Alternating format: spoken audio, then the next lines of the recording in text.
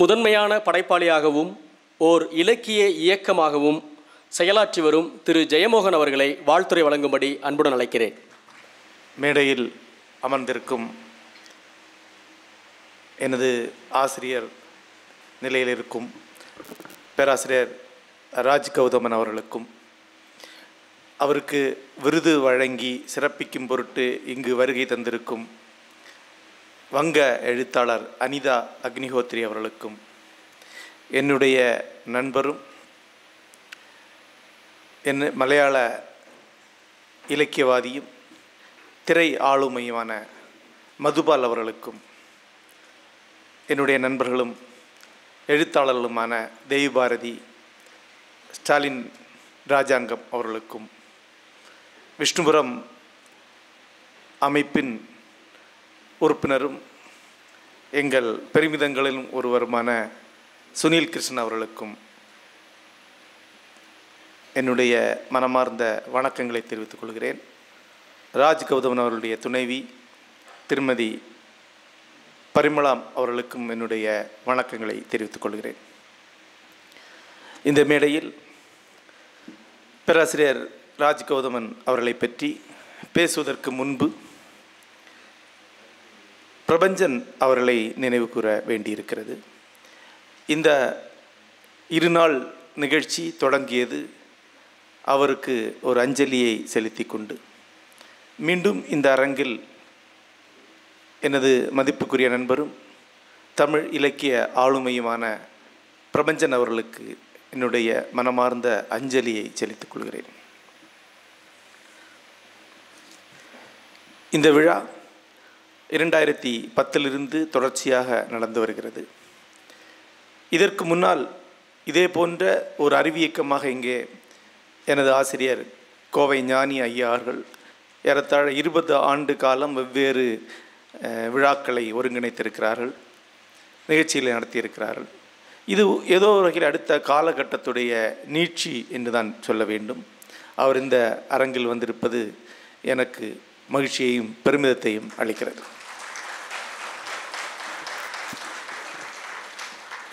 என்னுடைய நண்பர்களும் தமிழ் இலக்கியத்தில் முக்கியமான ஆளுமைகளுமான பலர் இந்த அரங்கிலே அமர்ந்திருக்கிறீர்கள். இந்த விருதுடைய சிறப்பு என்னவென்றால், இந்திய அளவில் இன்றைக்கு பல விருதுகள் அளிக்கப்படுகின்றன. ஆனால் ஒரு ஆசிரியருக்கு அவருடைய புத்தகங்களை படிக்கக்கூடிய, அவர் மேல் மதிப்பு வைத்திருக்கக்கூடிய வாசகர்கள் திரண்டு அளிக்கப்படக்கூடிய விருது தான் உண்மையான விருதாக இருக்க முடியும். அத்தகைய விருது ஒன்று இது. அவ்விருதில் ஏதோ வகையில் பங்கெடுத்த அனைவருக்கும் என்னுடைய மனமார்ந்த வணக்கங்களை தெரிவித்துக் கொள்கிறேன். என்னுடைய ஊருடைய ஒரு கதையிலிருந்து தொடங்கலாம்னு நினைக்கிறேன். திருவனந்தபுரம் முன்பு அனந்தங்காடு என்று அழைக்கப்பட்டது. இந்த அனந்தங்காட்டில் ஒரு சின்ன ஆலயமாக அனந்தன் கோயில் இருக்கிறது. அந்த அனந்தன் விஷ்ணுவா என்பதே சந்தேகத்துக்குரியது. ஆனால் அனந்தன் கோயில் என்ற ஒரு கோயில் இருக்கிறது. இந்த கோயில் புலையர் ஜாதிக்கு சொந்தமானது. ஆனால் அங்கே பூசை செய்வதற்கு மட்டும் ஒரு நம்பூதிரியை நியமித்திருக்கிறார்கள். ஊதியம் பெற்றுக்கொண்டு அவர் அங்கே பூசை செய்ய போகிறார். அவர் பூசை செய்ய போகும்போது அவர் தன்னுடைய வீட்டிலிருந்து தீ எடுத்துக்கொண்டு செல்ல வேண்டும் என்பது நியதி. ஒரு முறை அந்த தீ அணைந்து விடுகிறது. ஆகவே அந்த காட்டில் இருக்கக்கூடிய புலையர்குடி தலைவனுடைய வீட்டுக்கு போய் சற்று தீ கேட்கிறார். அங்கே ஒரு பெண் இருக்கிறாள், புலையர் தலைவனுடைய மகள். அவர் பேரழகி. இந்த நம்பூதிரி அந்த பெண்ணை பார்க்கிறார். அவருக்கு அது காதல் வருகிறது. திரும்பி தன்னுடைய கோயிலுக்கு வந்து அந்த பெண்ணை நினைத்து கொண்டிருக்கிறார். 2 நாள் கழிந்து அந்த புலையர் தலைவனிடம் வெற்றிலை பாக்கு ஆயிட்டு கொண்டு கொடுத்து அந்த பெண் கேட்கிறார். கதை என்ன சொல்கிறது என்றால், புலையன் அதை கடுமையான கோபம் அடைகிறார். ஏனென்றால் நம்பூதிரி கீழ் ஜாதி, புலையர் மேல் ஜாதி. எப்படி என் வீட்டுக்கு கேட்டு வந்து பெண் கேட்பேன் என்று அவர் கொதிக்கிறார். இப்போ நம்பூதிரி சொல்கிறார், நான் என்ன வேணாலும் பண்ணுறேன், நான் வந்து உங்களுடைய அடிமை, எனக்கு அந்த பெண் வேணும் அப்படிங்கிறார். இப்போ இவனை எப்படி தவிர்ப்பது என்று தெரியாமல் அந்த புலையர் தலைவன் அழைத்து கொண்டு செல்கிறார். நீ வா, சில பரிசு பொருட்களோடு வா என்று சொல்கிறார். ஒரு 7 வகையான பரிசு பொருட்களை பட்டியலை கொடுக்கிறார். இந்த 7 பரிசு பொருட்களையும் தேடி கொண்டு வந்து நம்பூதிரி வருகிறார். இளைஞன் அனந்தன் காட்டுக்குள்ளே சென்று கொண்டிருக்கிறார்கள். அங்கே ஒரு கிணறு இருக்கிறது. அந்த கிணற்று பண்ணோன்னே இந்த பரிசு பொருட்களை தண்ணி கழுவி தான் தரணும், இது தருவதற்கு முன்னால் தண்ணி இருக்கிறதா பார் என்று சொல்கிறார். தண்ணி இருக்கிறதா பார்ப்பதற்காக நம்பூதிரி தலைகீழாக குனிந்து அந்த கிணற்றுக்குள்ளே பார்க்கும்போது காலை தூக்கி விட்டுகிறார். தலைகீழாக விழுந்து நம்பூதிரி உள்ளே இறந்து போயிடுகிறார். உள்ளே நம்பூதிரியோட ஆத்மா தலைகீழாக இருக்கிறது. இன்னும் நெடுங்காலம் கழிந்து தமிழகத்திலே ஒரு வள்ளியூரை சேர்ந்த 7 செட்டியார்கள் திருவனந்தபுரத்திற்கு வியாபாரத்திற்காக செல்கிறார். அப்போது அனந்தங்காடு மறுபடியும் காடாக தான் இருக்குது. வியாபாரம் முடிந்து வரும்போது இருட்டி விட்டது. அங்கே ஒரு கிணற்றுங்கரையில் அமர்ந்து தங்களுடைய பொதிச்சோறுகளை அவிக்கிறார். அது தயிர் சாதம். ஒருவர் உள்ள பாலை கரண்டியை போட்டு தண்ணீர் எடுக்கிறார். இந்த தயிர் சாத பொட்டலங்களை அவிழ்த்து அவங்க சாப்பிட ஆரம்பிக்கிறாங்க. 7 பேர் சுற்றி உட்கார்ந்து சாப்பிட்றாங்க. தயிர் சாதத்துடைய மனம் கிடைத்த உடனே அந்த கிணற்றுக்குள்ளிருந்து நம்பூதிரியுடைய ஆவி மேலே வருது. இருட்டில் 7 கை நீளுது. தலைவன் உருட்டி உருட்டி ஒவ்வொரு கையில் கவளத்தை வைக்கிறான். ஒரு கை நம்பூதிரியுடைய கை, அது இவருக்கு தெரியல. ஆகவே அந்த கவளம் அதுக்கும் கொடுக்கப்படுது. சாப்பிட்டு முடித்தோடனே இவங்க பொட்டலம் கட்டிட்டு நடையாகவே நடந்து தமிழ்நாட்டுக்குள்ளே நுழையிறாங்க. அன்றைக்குள்ளே கேரளத்துக்குள்ளே நுழையிறாங்க. இரவிப்புதூர் என்கிற ஊரில் வர்றாங்க. அப்போ விடிந்து விட்டது. மறுபடியும் உட்கார்ந்து அடுத்த தயிர் சாத பொட்டலத்தை பிரித்து அவங்க பார்க்குறாங்க. சாப்பிட உட்காரும்போது இப்போ முதல் முறையாக 7 உருளை வைக்கும்போது 8வது உருளைக்கு ஒரு கை இருக்குது. மொத்தமாக 7 பேர் தான், ஆனால் ஒரு கை கூடுதலாக இருக்குது. அப்போ அந்த தலைவனுக்கு தெரிந்து விட்டது இங்கே ஒரு ஆவி இருக்குது அப்படின்னு. அப்போ அந்த கவளம் உருண்டையை அந்த கிணற்றுக்குள்ளே போட்டுடுறார். நம்பூதிரி தலைகீழாக அந்த கிணற்றுக்குள்ளே போன உடனே அந்த கிணற்று குறுக்காக ஒரு உத்தரியத்தை கட்டிறார். அவரால் வெளியே வர முடியல. அப்புறம் சங்கு விட்டு அந்த ஊரில் உள்ள ஆட்களை எல்லாம் கூப்பிட்டு அது மேலே ஒரு கல்லை வச்சு அந்த கிணற்றை மூடி அவர் அங்கே ஒரு தெய்வமாக நிறுவுகிறார். இரவிப்புதூர் மாடன் சாமி இன்றைக்கு தலைகீழாக தான் கோயில் கொண்டிருக்கிறார். இப்போதும் அந்த பூசைகள் நடக்கின்றன. இங்கேருந்து பார்க்கும்போது பக்கத்தில் ஒரு குளம் இருக்குது. அது கரையில் தான் இந்த கோயில் இருக்குது. குளத்தில் சாமி நேராக நிற்கும், நேரில் தலைகீழாக நிற்கும். நம்முடைய வரலாற்றின் ஒரு பகுதி தலைகீழாக இருக்கக்கூடியதுடைய ஒரு குறியீடு மாதிரி இருக்குது. இது எது தலைகீழாக இருக்குது? இது ஒரு நாட்டார் கதை. நாட்டார் கதையில் இருக்கக்கூடிய ஒரு ஃபேண்டசி அம்சம், ஒரு கற்பனை அம்சம் இதில் இருக்குது. ஆனால் இதில் எதாவது வரலாற்று உண்மை உண்டா? தலைகீழாக இருக்கக்கூடிய ஒரு வரலாறு இருக்கக்கூடுமா? நம்முடைய வரலாற்றில் ஒரு பகுதி தலைகீழாக இருக்க சாத்தியம்தானா? வரலாறு எப்போவுமே முழுசாக உருமாறாது. கேரளாவிலே ஒடியன் என்று ஒரு கருத்துண்டு. அது ஒரு மந்திரவாதி தன்னை ஒரு விலங்காக மாற்றிக்கொள்வான். நாயா குதிரையா மாற்றிக்கொள்வான். மாற்றிக்கொண்டு சில வித்தைகளை செய்வான். ஆனால் எப்படி மாற்றினாலும் அந்த விலங்குடைய ஒரு சிறு பகுதி மனிதனாக தான் இருக்கும். உதாரணமாக நாயை மாற்றினான்னா காது மனிதனுடைய காதாக இருக்கும். குழம்பு பசுவாக மாறினா ஒரு காலுடைய குழம்பு மட்டும் காலாக இருக்கும். அப்படி வரலாற்று எவ்வளோ தலைகீழாக மாற்றினாலும் எங்கேயோ ஒரு தடயம், ஒரு உறுப்பு மிஞ்சி இருக்கும். இந்த தலைகீழ் வரலாற்றுக்கு ஏதாவது வரலாற்று சான்று இருக்கிறதா? திருப்பி அதையும் நம்முடைய கன்னியாகுமரி ஜில்லாவுடைய வரலாற்றுக்குள்ளே போனார் ஒரு தடயம் இருக்குது. திருவாங்கூர் வரலாற்று எழுதின அனைத்து வரலாற்று ஆசிரியர்களும் வேறு வேறு வார்த்தைகளில் இந்த வரலாறை பதிவு செய்திருக்கிறார். சாமுவல் மெட்டீர் அவருடைய திருவாங்கூர் வரலாற்றில் இதை சொல்கிறார். நெடுமங்காடு பக்கத்தில் புலையனார் கோட்டை என்ற ஒரு கோட்டை இருக்கு. அந்த கோட்டையோட இடிபாடுகளை தான் பார்த்ததாகவும் பதிவு பண்ணதாகவும் சாமுவல் மெட்டீர் சொல்கிறார். திவான் டி.கே. வேலுப்பிள்ளையுடைய திருவாங்கூர் சரித்திரத்தில் அந்த கோட்டையை பற்றி இருக்கு. அந்த கோட்டை ஒரு புலைய மன்னனால் ஆளப்பட்டது. ஆகவே அதற்கு புலையனார் கோட்டை என்று பெயர். 17ஆம் நூற்றாண்டு தொடக்கத்தில் அது தனி கப்பம் கட்டக்கூடிய தனி நாடாக இருந்திருக்கு. அப்போது திருவிதாங்கூர் அரசர் மார்த்தாண்டவர்மா அனந்தங்காட்டில் இருந்த பத்மநாபசாமியை பெரிய கோலாக எடுத்து கட்டுறார். அந்த கோயிலுக்குள்ள தனக்கு நுழைவு அனுமதி தேவை என்று இவர் கேட்குறார். அந்த அனுமதி கொடுப்பது சம்பந்தமான ஒரு பூசல் நடக்குது. திருவாங்கூருடைய இராணுவம் சென்று புலையனார் கோட்டையை அழித்து அந்த மன்னரை கொலை செய்து அந்த அரசாட்சியை முடிவு கொண்டு வருது.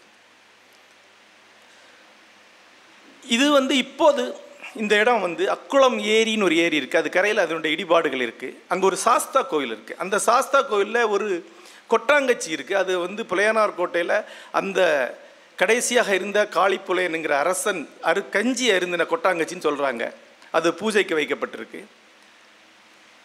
இப்படி வரலாற்றுடைய பல தடயங்கள் அதில் இருக்குது. ஆட்டக்குளங்கிற சரஸ்வதி சாஸ்தா கோயில்னு அதுக்கு பேர். ஆட்டக்குளங்கிற சரஸ்வதி கோயில் நான் போய் அதை பார்த்துருக்கேன். அப்போ இந்த வரலாறு எங்கே இருக்குது? திருவாங்கூருடைய வரலாறு பி சங்குனி அவர்களால் எழுதப்பட்டிருக்கு. அதில் இந்த கதை கிடையாது. எழுதப்பட்ட எந்த வரலாற்றிலும் இந்த கதை கிடையாது. இன்னும் சொல்லப்போனால் 19ஆம் நூற்றாண்டில் திருவாங்கூருடைய வரலாறு ஏறத்தாழ முழுமையாக எழுதப்பட்டிருக்கு. குமரி மாவட்டத்தவர்களாக எங்களுக்கு ஒரு பெருமிதம் உண்டு. என்னவென்றால், தெளிவாக விரிவாக வரலாறு எழுதப்பட்ட ஒரு நிலத்தை சார்ந்தவர்கள் நாங்கள். ஒவ்வொரு பகுதிக்கும் தனித்தனி வரலாற்று ஆசிரியர் இருக்கிறாங்க. நான் குடியிருக்க ஏரியாவிலே நான் நடக்கக்கூடிய இடத்துல 4 வரலாற்று ஆசிரியர் இருக்கிறாங்க. எல்லா வரலாறையும் சேர்த்து வெவ்வேறு முறை வெவ்வேறு ஆசிரியர்களால் 5 முறை திருவாங்கூருடைய வரலாறு எழுதப்பட்டிருக்கு. திருவாங்கூர் ஸ்டேட் மேனுவலே 1700களிலிருந்து 850க்குள்ள 5 முறை வெளியிடப்பட்டிருக்கு. இவ்வளோ விரிவாக வரலாறு எழுதப்படும் போது கூட இந்த தலைகீழான ஒரு வரலாறு விடுபட்டுட்டே தான் இருக்கு. இவ்வளோ நிறைய பரியாக்கிய பிறகும் கூட ஒரு காதும் பாக்கியும் இருக்கு. இதுதான் வரலாறு. ஏன் எது மிச்சமாகுது, எது விடுபடுது? பேராசிரியர் கே பிள்ளை அவர்களை பற்றி நீங்கள் கேள்விப்பட்டிருப்பீங்க. தமிழ்நாட்டில் ஒரு கோயிலுடைய வரலாறை மிக விரிவாக முழுமையாக எழுதினார் என்றால் சுசீந்திரம் வரலாறு கே பிள்ளை அவர்களால் எழுதப்பட்டதுதான். ஒரு மாபெரும் வரலாற்று ஆசிரியர். தமிழகத்துடைய சோழர் வரலாற்றில் இடங்கை வலங்கை பிரச்சனை பற்றி மிக விரிவாக எழுதினவர். தென்னக வரலாற்றை பற்றி முழுமையாக எழுதியிருக்கிறார். ஆனால் அவருடைய மாஸ்டர் பீஸ் என்று சொல்லப்படுவது சுசீந்திரம் கோயில் பற்றின வரலாறு தான். ஆக்ஸ்போர்ட் யூனிவர்சிட்டியால் பிரசுரம் பண்ணப்பட்ட 1000 பக்கம் உள்ள புத்தகம் அது. கோயிலில் இருக்கக்கூடிய அனைத்து கல்வெட்டுகளும் படித்திருக்கிறார். அனைத்து சிற்பங்களையும் பதிவு செய்திருக்கிறார். அந்த கோயிலுடைய நில அமைப்பு அது ஊராய்மா கோராய்மாங்கிற 2 சிஸ்டத்தில் இருக்குது. அந்த ஊராய்மாங்கிற அமைப்பு எப்படி செயல்பட்டதுன்னு விரிவாக பதிவு செய்திருக்கிறார். அதாவது இனி ஒன்றுமே சொல்வதற்கு இல்லை என்கிற அளவில் சுசீந்திர வரலாறு எழுதியிருக்கிறார். ஒரு கோயிலுடைய வரலாறு பாண்டியர் காலத்தில் தொடங்கி திருவாங்கூர் அரசர் காலம் வரைக்கும் ஏறத்தாழ எல்லாற்றையும் எழுதியிருக்கிறார். ஒரு பெரிய புத்தகம். ஒரு 10 ஆண்டுகளுக்கு முன்னால் சுசீந்திரம் கோயிலுடைய வரலாற்றை தான் எழுதப்போவதாக ஆக்கா பெருமாள் என்கிட்ட சொன்னார். ஆக்கா பெருமாள் கே பிள்ளை அவர்களுடைய மாணவர். நான் சொன்னேன், இதுக்கு மேலே அதில் என்ன வரலாறு எழுத முடியும்? இதுக்கு மேலே வரலாறு எழுத முடியாதே. அவர் சொன்னார், கே பிள்ளை அவர்களுக்கு ஒரு தன் கட்டுப்பாடு இருந்தது. வாய்மொழி வரலாற்றை கணக்கில் எடுத்துக்கொள்ள மாட்டார். ஓரல் ட்ரெடிஷன் என்பது வரலாறே கிடையாது என்பது அவர்களுடைய உறுதியான எண்ணம். அந்த தலைமுறை சார்ந்த வையாபுரி பிள்ளை சித்தர் பாடலில் இலக்கியம் என்று எடுத்துக்கொள்ளவில்லை. என்றால் அது வாய்மொழியில் இருக்குது, ஏட்டுச்சுவடியில் தான் கண்ணால் பார்க்கல, ஆகவே அது இலக்கியம் இல்லை என்று சொல்கிறார் வையாபுரி பிள்ளை. கவிமணி தேசிய விநாயகம் பிள்ளை, KN சிவராஜ பிள்ளை, இவங்க யாருமே வாய்மொழி வரலாறுகளை எடுத்துக்கொண்டதே கிடையாது. ஆக்கா பெருமாள் அவர்கள் வாய்மொழி வரலாறை நாட்டார் வரலாறை தொடர்பு படுத்தி சுசீந்திர வரலாறை திரும்பி எழுதுகிறார். கோயிலை முற்றிலும் வேறொரு வரலாறு வேறொரு கோயில்கள் வந்துடுது. இந்த புத்தகம் அந்த புத்தகத்துக்கு மிக வேறுபட்டு இருக்கு. மிக முக்கியமான விஷயங்களை வெளியே வருது. உதாரணமாக சுசீந்திரம் கோயிலை பற்றி இவ்வளவு சொல்லக்கூடிய கே பிள்ளை கோயிலுடைய குறிப்பிட்ட தூரங்களில் பூதங்கள் நிறுவப்பட்டிருக்கு. இந்த பூதங்களுடைய இடத்தை பற்றியோ அந்த பூதங்களுக்கான பூசை முறைமைகளை பற்றியோ அந்த பூதங்கள் எங்கிருந்து வந்ததை பற்றி எழுதலை. ஏன்னா அது ஃபோக் ட்ரெடிஷனுக்குள்ளே இருக்குது. அப்போ வேறொரு வரலாறு எப்போவுமே கீழே இருந்து மேலே வந்துக்கிட்டே இருக்க வாய்ப்பு இருக்குது. அப்போ வரலாற்றில் நம்ம கேட்கக்கூடிய கேள்வி இன்னும் ஏதாவது மிஞ்சி இருக்காங்கிறத. இன்னும் சொல்லப்போனால் பழைய காலத்தில் ஊர் தலைவர்கள் சாவடியில் ராத்திரி 10 மணிக்கு யாராவது சாப்பிட்ற பாக்கி இருக்கீங்களான்னு ஒரு கேள்வி கேட்டு தான் தாங்க சாப்பிடணும். வரலாற்றில் இனி ஏதாவது சொல்கிறதுக்கு இருக்காங்கிற ஒரு கேள்வி தொடர்ந்து கேட்டுட்டு தான் இருக்கணும். அப்படி தொடர்ந்து வரலாற்றின் மேலதிக கேள்வியில் எழுப்பக்கூடியவர்கள் தான் வரலாற்று ஆசிரியர்கள். அப்படி தமிழுடைய பண்பாட்டு வரலாற்றை எழுதிய ஒரு முன்னோடி என்ற அளவில் தான் ராஜு கௌதமனுக்கு தமிழ் இலக்கிய வரலாற்றில் தமிழ் அறிவியக்கத்தில் ஒரு முக்கியமான இடம் இருக்குது. அந்த கேள்விகளை எப்படி நம்ம கேட்டுக்கலான்னு சொல்கிறேன். அவருடைய பணியை ஒரு 10 நிமிடத்தில் இங்கே சுருக்கி சொல்ல நான் விரும்பவில்லை. ஆனால் எந்த வகையான அணுகுமுறைங்கிறத சொல்கிறேன். சங்க இலக்கியத்தை நீங்கள் பல பேர் படித்திருக்கலாம். சங்க இலக்கியத்தில் அகப்புற பாடலுக்கும் புறப்பாடலுக்கும் பெரிய வித்தியாசம் இருக்குது. உதாரணமாக புறத்திணையில் சலவைக்காரி மடித்து கொடுத்த ஆடையை மடிப்பு கலையாமல் அமர்ந்து சாவடியில் வந்து அமர்ந்து கேஸ் கேட்டு தீர்ப்பு சொல்லக்கூடிய கோப்பெருஞ்செழியனை பற்றின சித்திரம் இருக்குது. நலத்தகை புலத்தி பசைதோர்த்து உலர்த்திய ஆடை போல என்று வர்ணனை இருக்கு. பகன்றையுடைய பூ விரிவது போல வெண்ணிறமான ஆடை தண்ணீரில் விரியுது என்கிற சித்திரம் இருக்கு. ஆக உழைப்பு வேறுபாடு வந்தாச்சு. புலத்தி என்றால் வண்ணாத்தி, அப்படி ஒரு கதாபாத்திரம் உள்ள வந்தாச்சு. அப்போ பிரபுகுடி வாழ்க்கை வந்தாச்சு. ஆனால் அகத்துறை பாடலில் பார்த்தா அங்கே ஒரு செமி ட்ரைபல் வாழ்க்கை தான் இருக்குது. அப்போ உண்மையில் நகர நாகரிகம் இருந்ததா இல்லை ஒரு அரைப்பழங்குடி வாழ்க்கை இருந்ததா? இந்த அரைப்படி பழங்குடி வாழ்க்கை எங்கே இருக்குது? இதுக்கு என்ன ஏன் இவ்வளோ பெரிய முரண்பாடு இருக்குது? குறிஞ்சி திணையில் இருக்கக்கூடிய சித்திரங்களை பார்த்தா அவங்க ஆடை அணிந்திருந்தாங்களா சந்தேகம் வருது. இன்னும் சொல்லப்போனால் சில சடங்குகள் ரொம்ப விசித்திரமாக இருக்குது. ஒரு பொண்ணு மேலே ஒருத்தர் ஆசை வைத்து விட்டார் என்றால் அந்த பொண்ணு மறுத்து விட்டால், அந்த பெண்ணுடைய குடும்பத்தார் மறுத்து விட்டால், கருக்கு உள்ள பனை மட்டை எடுத்து அதில் ஏறி அமர்ந்து கரும்புள்ளி செம்புள்ளி குத்து துணி இல்லாமல் தெரு வழியாகவும் போகிறான். அதுக்கு பேர் மடல் ஏறுதல். அப்படி ஏறினா அந்த பொண்ணை அவனுக்கு கொடுத்துடணும். இது எந்த ஊர் சடங்கு? இப்படி ஒரு சடங்கு இருக்கக்கூடிய ஒரு சமூகம் இவ்வளவு பெரிய தொழில் வளர்ச்சியும் சமுதாய மலர்ச்சியும் கொண்டிருக்குமா?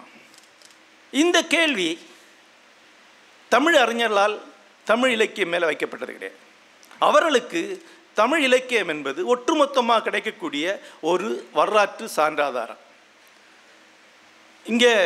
இங்கிருந்து கோவையிலிருந்து நெடுங்காலத்துக்கு முன்னாடி கலைக்கதிர் என்ற ஒரு இதழ் வந்து கொண்டிருந்தது. நான் முதன்முறையாக மாணவனாக இருக்கும்போது அதில் தான் நற்றினை இன்பம் என்ற தொடர் வந்துட்டு மு வரதராசனார் அவர்கள் எழுதினதை மறுபிரசுரம் செய்து கொண்டிருந்தார். அந்த தொடரை தான் நான் படிப்பேன்.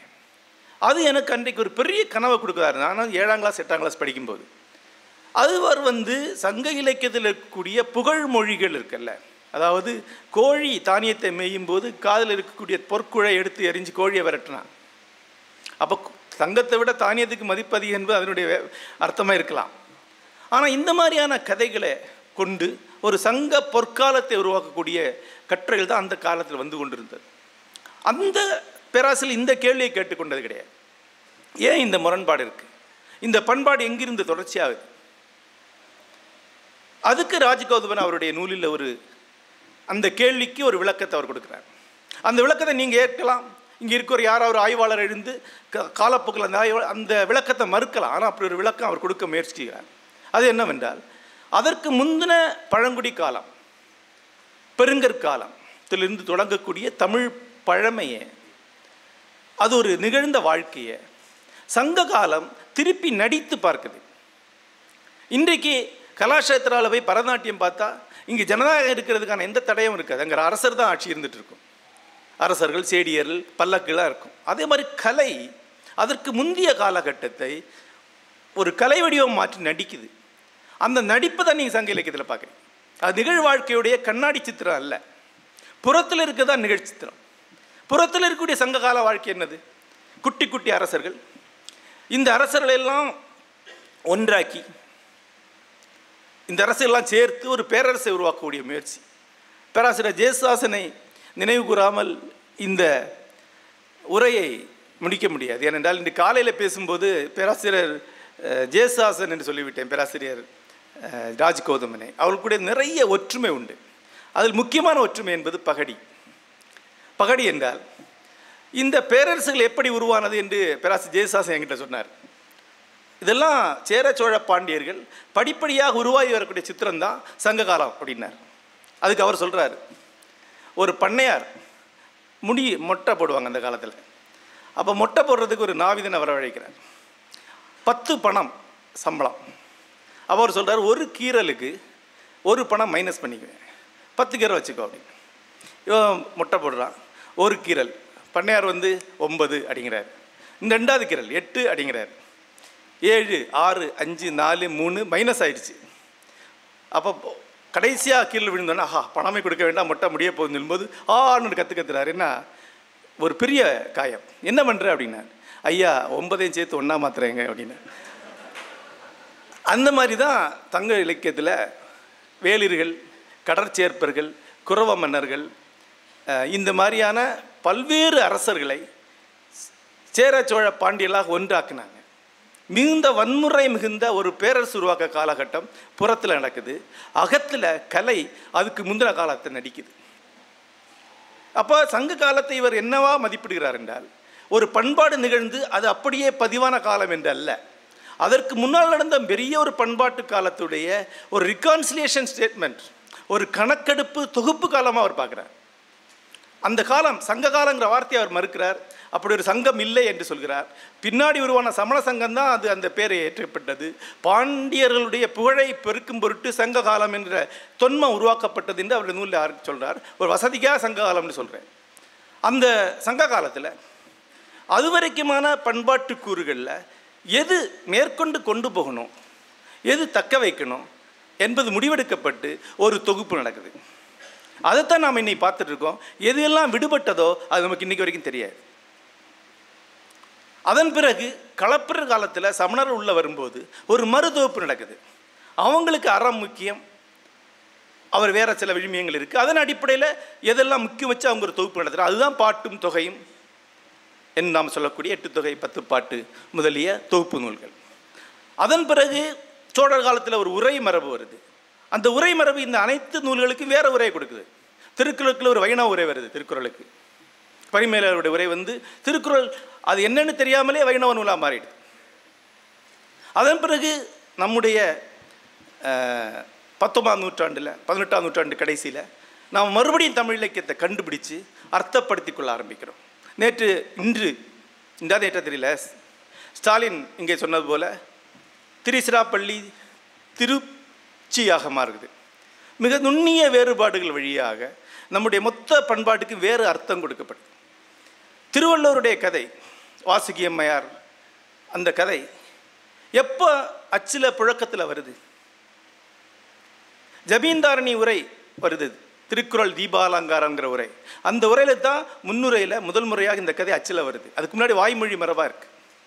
இந்த கதை வழியாக மழித்தலும் நீட்டலும் வேண்டான்னு சொன்னவனுக்கு ஒரு அவ்வளோ பெரிய கொண்டையை போட்டு விடுவதன் வழியாக அதை உரிமை கொண்டாடுறாங்க. காசு பிள்ளை அவர்கள் இவ்வளோ பெரிய ஒரு தலக்காணி எழுதி திருக்குறள் ஒரு சைவ நூல் என்று திருவள்ளுவருக்கே கற்பித்தார். அதை திருப்பி எழுதி எடுக்கிறாங்க. திருவள்ளுவருடைய உருவம் நமக்கு கிடைக்குதா? இந்த கன்னியாகுமரியில் சிலையாக நிற்கும் இந்த மாபெரும் திருவள்ளுவர் சிலையுடைய வடிவம், அவ்வளோ பெரிய கொண்டை உள்ள வடிவம் யாருடைய வடிவம்? சிற்ப மரபில் அகத்தியருக்கும் விஸ்வகர்மனுக்கும் கொடுக்கப்பட்ட வடிவத்தை திருவள்ளுவர் கொடுக்குறாங்க.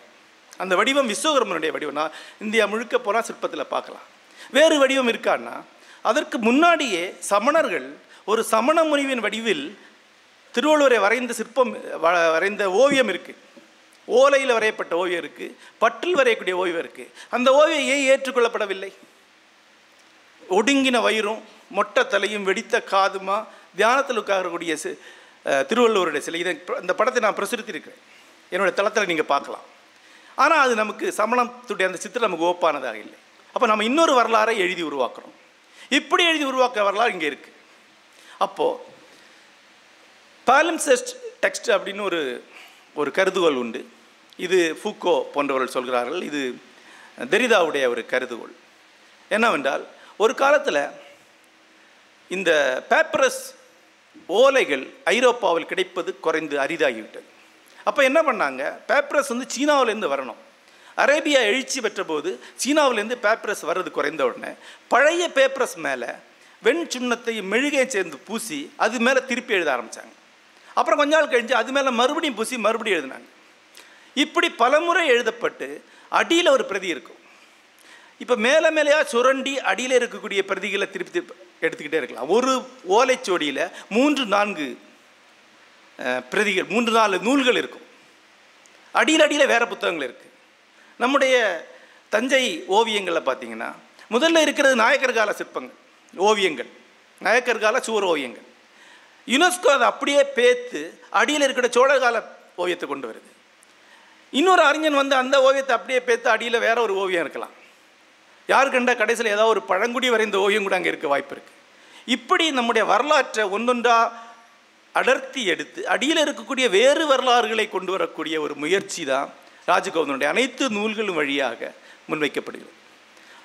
ஆகோல் பூசலும் பெருங்கற்கால நாகரிகமும் தொடங்கி பாட்டும் தொகையும் இதிலிருந்து ஆரம்ப கட்ட முதலாளித்தம் வரைக்குமான ஒரு நூல்களை பட்டியல் போடலாம். என்னுடைய அந்த புத்தகத்தில் இருக்கக்கூடிய கட்டுரையில் அவருடைய நூல்களை ஒரு வரிசையில் அடுக்கி ஒட்டுமொத்தமான ஒரு வரலாறாக ஒரு வாசகன் படிக்கிறதுக்கு வாய்ப்பு இருக்குது. அது தமிழக வரலாற்றை பற்றிய ஒரு மாற்று சித்திரத்தை உருவாக்குது. அந்த சித்திரம் இந்த காலகட்டத்திற்கு மிக முக்கியமானது. நண்பர்களே, அமெரிக்கா வரலாறை பற்றி படிக்கும்போது பாப்புலர் ஹிஸ்ட்ரி அல்லது பீப்புள்ஸ் ஹிஸ்ட்ரி என்ற ஒரு கான்செப்ட் இருக்குது. வரலாறுனா என்ன? ராஜேந்திர சோழன், ராஜராஜ சோழன், விஜயாலய சோழன் என்று போகக்கூடிய ஒரு வரலாறு. ஆனால் அந்த மக்கள் எப்படி வாழ்ந்தாங்க, அந்த மக்கள் என்ன சாப்பிட்டாங்க, எப்படிப்பட்ட சமுதாய அமைப்பு அங்கே இருந்தது, இது இன்னொரு வரலாறு, மக்கள் வரலாறு. இந்த வரலாறுகள் மேல நாடுகள் இன்றைக்கு எழுதப்படுகிறது. சாதாரண மக்களுடைய வரலாறு, ஒவ்வொரு காலகட்டத்திலும் சாதாரண மக்களுடைய வரலாறு. இப்போ சோழர் கால ஆட்சி குட ஓலை முறை, அது ராஜராஜ சோழனுடைய சிறப்பு என்று நம்ம படிப்போம். ஆனால் அந்த குட ஓலை முறையில் ஓட்டு போடுறது உரிமை எல்லாருக்கும் கிடையாது, அந்த நிலக்கிழார்களுக்கு மட்டுமே உரியதுன்னு சொல்லும்போது அது வேறொரு அர்த்தத்தை கொடுக்குது. ஆக மக்களுடைய வரலாறை எழுதக்கூடிய ஒரு வரலாறு இருக்குது, அதான் பீப்புள்ஸ் ஹிஸ்ட்ரி. அது இன்றைக்கு வரைக்கும் தமிழகத்தில் எழுதப்படவே இல்லை. மக்களுடைய வரலாறு, எல்லாருடைய வரலாறு. எந்த விவசாயம் பண்ணோம், எந்த காலத்தில் நமக்கு கம்மாய் விவசாயம் வந்தது, எந்த காலத்தில் வந்து பாசனம்ங்கிறது வந்தது, அதுக்கு முன்னாடி வந்து மலை மக்களுக்கும் விவசாயிகளுக்கு என்ன உறவு இருந்தது. ஒரு உதாரணம் சொல்லணும்னா, உமணர்கள் என்ற ஒரு பெரிய ஜாதியினரை பற்றி சங்க இலக்கிய திருப்பி சொல்கிறாங்க. பெரிய வணிக ஜாதியாக இருந்திருக்கிறாங்க. உமணர்களுடைய வண்டிகளை பற்றின வர்ணனை அவ்வளோ இருக்குது. அப்படி அவர்களை பற்றி ஒரு குறிப்பும் பின்னாடி கிடையாது. அவங்க என்ன ஆனாங்க வரலாற்றில், வேறு ஜாதிகளாக மாறினாங்களா, இல்லை அழிந்து போனாங்களா, இப்படி பல்வேறு கேள்வி எழுப்பிக்கொண்டு ஒரு மக்கள் வரலாறை எழுத வேண்டிய ஒரு தொடக்க காலகட்டத்தில் நம்ம இருக்கிறோம். அப்படி ஒரு அறைகூவலை தொடங்கி வைத்த ஒரு சிந்தனையாளர் என்று ராஜகோவிந்தனை சொல்லலாம். எதிர்காலத்தில் இன்னும் விரிவாக இந்த வரலாறு எழுதப்படலாம். ஆகவே இவர் இதுவரைக்கும் எழுதப்பட்ட வரலாறு மேலே கேட்கக்கூடிய கேள்விகள் மிக வலுவானவை, மிக பெரிய திறப்புகளை உருவாக்கக்கூடியவை. ராஜகௌதமன் தலித்திய பார்வையில் ஒரு வரலாறு எழுதலாம், ஆனால் அது கூட கடைசி வரலாறு கிடையாது. இன்னும் ஒரு 50 ஆண்டுகள் கழித்து தமிழகத்துடைய பழங்குடிகளுடைய வரலாறை எடுத்துக்கொண்டு தமிழுடைய பழங்குடி நம்பிக்கையிலிருந்து வேறொரு புதிய வரலாறு எழுதப்படலாம். அன்றைக்கு ராஜகௌதமனுடைய வரலாறில் இருக்கக்கூடிய விடுபடல்கள் வெளியே வரலாம்.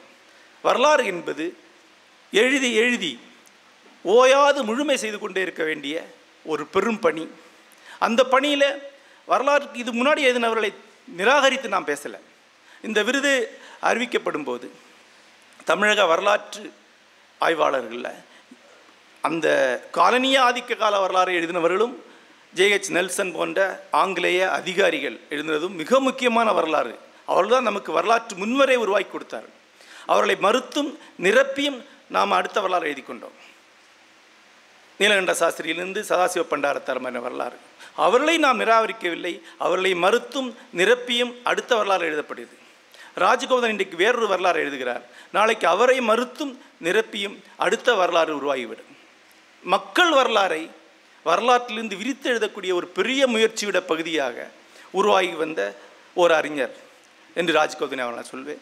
தமிழ் பண்பாட்டு வரலாற்றை எழுதினவர்களில் பி.டி. சீனிவாச ஐயங்கார் ஒரு பெரிய ஆளுமை. அவர் தான் நான் இன்றைக்கு சொல்லக்கூடிய அந்த தமிழ் பெருமித வரலாற்றினுடைய பண்பாட்டு வரலாற்றுடைய ஒட்டுமொத்த சித்திரத்தை அளித்தவர். அதன் பிறகு அதில் வலுவான கேள்விகளை கேட்டு ஒரு மார்க்சிய கண்ணோட்டத்தில் அந்த வரலாற்று பண்பாட்டு வரலாற்றை திருப்பி எழுதினவர் என்று கைலாசபதியை சொல்லலாம். மூன்றாவது புள்ளியாக சபால்டர்ன் ஸ்டடீஸில் இருந்து தலித் பார்வையில் மூன்றாவதாக ஒரு வரலாற்று சொன்ன ஒரு மூன்றாவது பெரும் ஆளுமையாக ராஜ்கோவிந்தன் அவர்களை சொல்வேன். இந்த அரங்கிலே அவருக்கு நாம் அனைவரும் சேர்ந்து அளிக்கக்கூடிய இந்த விருது அதனால் கௌரவிக்கப்படுகிறது நினைக்கிறேன். அவருக்கு என்னுடைய மனமார்ந்த வணக்கங்கள், நன்றி.